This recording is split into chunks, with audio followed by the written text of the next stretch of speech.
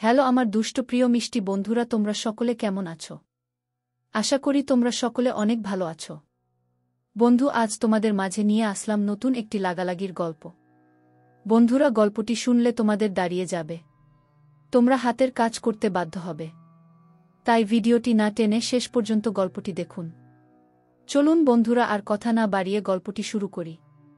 কালাম হোসেন ফাইজানকে গভীরভাবে পর্যবেক্ষণ করছেন। ফাইজান বিয়ের কেনাকাটা করে ফিরেছে কিছুক্ষণ আগে। প্রায় সব টাকাই শেষ করে এসেছে। কালাম হোসেনের তা নিয়ে আক্ষেপ নেই।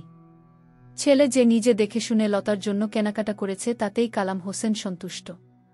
সাজেদা এক গাল পান মুখে দিয়ে বলল, আল্লাহ রহমত করছে। আপনাকে আমি বলছি না এইবারের তদবির কামে আইব। যেই পানি পড়া আনছি, ফাইজান কথার বাহিরে যাইব না গে। কালাম হোসেন সন্তুষ্ট হয়ে বললেন, তা বীজ কি ঠিকঠাক মতো রাখছ? একটা ওর বালিশের ভিতরে, একটা তোশকের নিচে, আর একটা ওর খাওয়ার পানিতে চুবাই দিই। কালাম হোসেন সিগারেটে টান দেন। মুখে তৃপ্তির হাসি নিয়ে বললেন, একবার বিয়েটা হয়ে গেলেই সব শান্তি। পোলার সামনে সবসময় দুঃখী দুঃখী মুখ নিয়ে ঘুরবা। পোলারে বুঝাইবা আমি এখনও তোমার উপর রাগ হয়ে আছি। সাজেদা হেসে বলল, আপনি চিন্তা কইরেন না। আমি সারাদিনই ওরে এসব শুনাই যে আপনি আমারে ছাইরা দিবেন ও বেচাল করলে। একটু পর ফাইজান এসে বাপ মার রুমের দরজায় টোকা দেয়। বিয়ের কেনাকাটা সব এই রুমে। এসবের সাথে ফাইজান নিজের ফোনও ফেলে গেছিল। ফোন নিতেই এসেছে। সাজেদা ছেলেকে দেখেই মুখের হাসি মিলিয়ে মুখে কষ্টের ছাপ ফুটিয়ে ফেলল। ফাইজান ফোনটা নিয়ে চলে গেল।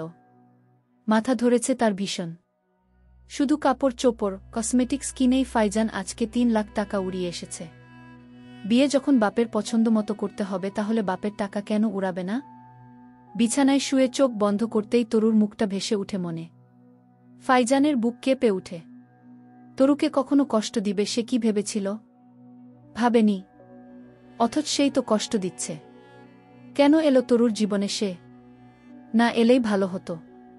তরু এই বুক ভাঙ্গার যন্ত্রণা পেত না। ফাইজানের ইচ্ছে করল একটা বার তরুর সাথে কথা বলার। কিন্তু পরক্ষণে মনে পড়ল আর কত কষ্ট দিবে। কি দরকার কথা বলার এখন? তরু ছাদের রেলিংয়ের উপর বসে আছে। বিষণ্ণ বিকেলের এই কোণে দেখা আলোয় উদাসীন হয়ে আকাশের দিকে তাকিয়ে আছে তরু। বাড়ির সামনে লতা হাঁটতে হাঁটতে ফোনে কথা বলছে। তরু সেদিকে তাকিয়ে রইল অপলক। সামনে পরীক্ষা, অথচ কেন তরু বইতে মন দিতে পারছে না? এই জীবন এত কঠিন কেন? একটা লাফ দিয়ে এই জীবন থেকে ছুটি নিয়ে নিলে কেমন হয়? প্রবৃত্তি যখন বারবার লাফ দেওয়ার জন্য বলছে, তখনই মায়ের কথা মনে পড়ে গেল। মা যখন ছিল কত যন্ত্রণা সহ্য করে তরুকে নিয়ে বেঁচেছিল। মায়ের বেঁচে থাকার একমাত্র অবলম্বন তো তরু নিজেই ছিল। তরু ফাইজানের জন্য জীবন দিয়ে দিতে চাইছে, কিন্তু তরুও তো কারো বেঁচে থাকার কারণ। মা কি করে সহ্য করবে তরুকে হারানোর যন্ত্রণা? ফাইজান লতাকে নিয়ে সুখে সংসার করবে, তরু কেন জীবন দিয়ে দিবে তার জন্য? এসব ভাবনা মাথায় আসতেই তরু রেলিংয়ের উপর থেকে নেমে গেল। এসব আজেবাজে কথা কেন ভাবছে সে? তরু নিজের জন্য বাঁচবে। যেই সম্পদ তরুর থেকে ভালোবাসার মানুষকে কেড়ে নিচ্ছে, সেই সম্পদ তরু কাউকে হজম করতে দিবে না। তরু অনেক কিছু না বুঝতে পারে, কিন্তু এটুকু জানে, আজ হোক বা কাল, আপোষে হোক বা আইনিভাবে, এই সম্পদের মালিক তরু নিজেই। সেই পর্যন্ত যেতে হলে তরুকে বেঁচে থাকতে হবে। শত আঘাত আসুক, তবুও তরু হাল ছাড়বে না। লতা ফোনে কথা বলুক, তরুর সময় নষ্ট করবে না। তরু পড়তে বসবে। নিজের মনকে শত বুঝিয়ে তরু পড়তে বসল, কিন্তু বেহায়া মন আবারও অবুঝ হয়ে যায়। 2 চোখ টলমল করতে লাগল আবারও। দম যেন বন্ধ হয়ে আসবে যে কোনো মুহূর্তে। টেবিলের উপর মাথা রেখে তরু কাঁদতে লাগল। ফাইজানদের বাড়িতে লাইটিং করা হচ্ছে। লাইটিং করা হচ্ছে লতাদের বাড়িতে। ও আলমগীর রাবেয়াদের দাওয়াত দিয়েছে। নজরুল আলমগীরের মুখ থেকে ফাইজানের সাথে বিয়ের কথা শুনে চমকে উঠে। ফাইজানের সাথে লতার বিয়ে মানে? তাহলে তরু? আলমগীর তরুকে কল দিল। কান্না করতে করতে তরুর গলা বসে গেছে। ফ্যাসফ্যাসে গলায় তরু হ্যালো বলতেই নজরুল আবার চমকায়।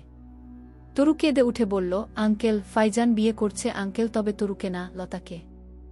শুধুমাত্র বাবা নেই, সম্পত্তি নেই বলে ভালোবাসার পরেও হেরে গেলাম আমি। তুমি জানাও নি এই যে তোমারই? না আঙ্কেল, তাহলে আমার মূল্য রইল কই? আমার ভালোবাসার অপমান হতো তাহলে? যেই ভালোবাসা সংসার সম্পদকে কেন্দ্র করে হবে, সেখানে আমি কেন থাকব বলেন? নজরুল কঠোর হয়ে বলল, তুমি বললে আমি একটা ব্যবস্থা নিতে পারি তরুগু। না আঙ্কেল, কোনো ব্যবস্থা নিতে হবে না। আমি ভালোবাসা দিয়ে যাকে বাঁধতে পারিনি অন্য কোনো কিছু দিয়ে তাকে আর ফেরত চাই না। সে ফিরলেও আমি আর চাই না। যন্ত্রণায় ছটফট করে দম বন্ধ হয়ে মরে যাব, তবুও তাকে আর চাইব না। নজরুল দীর্ঘ নিঃশ্বাস ফেলে বলল, তোমার মায়ের বাড়িতে চলে আসো তরু। ওখানে থাকলে তুমি ঠিক থাকতে পারবে না গি। তরু চোখ মুছে বলল, আমি এখানেই থাকব আঙ্কেল। ফাইজানের চোখের সামনেই থাকব। যন্ত্রণা পেতে পেতে আমার হৃৎপিণ্ড না হয় যন্ত্রণার আগুনে পুড়ে যাবে, তবুও আমি নিজেকে সেই আগুনে পুড়িয়ে খাঁটি করে নিব গো। নজরুল আর কথা বাড়াল না।